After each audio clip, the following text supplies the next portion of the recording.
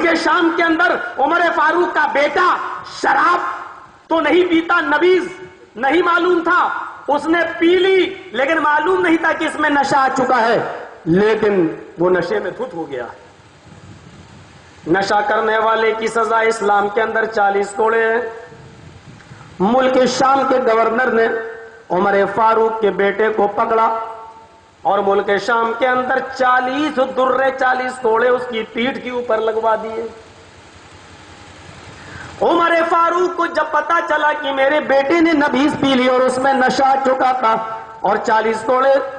ملک شام کے گورنر نے لگائے، لیکن اس کے باوجود اپنے بیٹے کو بلا لیا اپنے پاس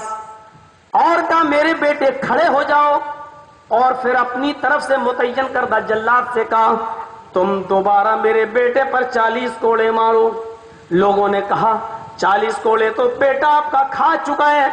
وہ تو ملک شام کے گورنر نے لگوا دیے، پھر تم اپنے بیٹے کو 40 درے اور کیوں مار رہے ہو؟ آخر 40 ہی کوڑے تو سزا ہے، لیکن تم پھر دوبارہ کیوں لگا رہے ہو؟ حضرت عمر نے یہ کہہ کر لوگوں کی بات کو مسترد کر دیا، ریجیکٹ کر دیا۔ ملک شام کے گورنر نے میرے بیٹے کو کوڑے لگائے ہیں، جس جلاد نے کوڑے مارے، جس جلاد نے کوڑے مارے ہوں گے، مجھے امید ہے، مجھے ڈر ہے کہ اس نے یہ سوچ کر کہیں ہلکے کوڑے نہ لگائے ہوں کہ یہ عمر فاروق کا بیٹا ہے، اور ملک شام کے گورنر نے کہیں رعایت نہ برتی ہو کوڑے مارنے میں، کہیں یہ نہ سوچا ہو کہ عمر کا بیٹا ہے، چمڑی نہ ادھر جائے، اس لیے اس کو آہستہ آہستہ کوڑے مارو۔ اس لیے مجھے ملک شام کے گورنر پر بھروسہ نہیں، جلاد پر بھروسہ نہیں، کوڑے میری آنکھوں کے سامنے مارے جائیں گے، وہ بھی میرے بیٹے کو، اور وہ بھی پوری طاقت سے۔ ایک جلاد آئے گا 10 کوڑے مارے گا، اب وہ تھک چکا ہوگا، 10 کوڑوں کے بعد اس کی وہ حالت نہیں رہے گی، پھر دوسرا جلاد آئے گا وہ 10 کوڑے مارے گا،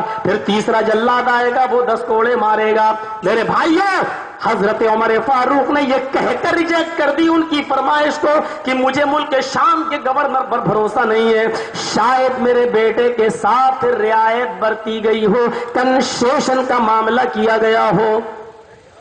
یہی حضرت عمر فاروق کا وہ نیائے تھا، اپنے بیٹے کے ساتھ بھی، جس کو دیکھ کر مہاتما گاندھی نے کہا تھا کہ عمر کا نیائے اور عمر کا انصاف اگر بھارت کے اندر لاگو کر دیا جائے تو بھارت کے اندر امن اور امان قائم ہو جائے گا۔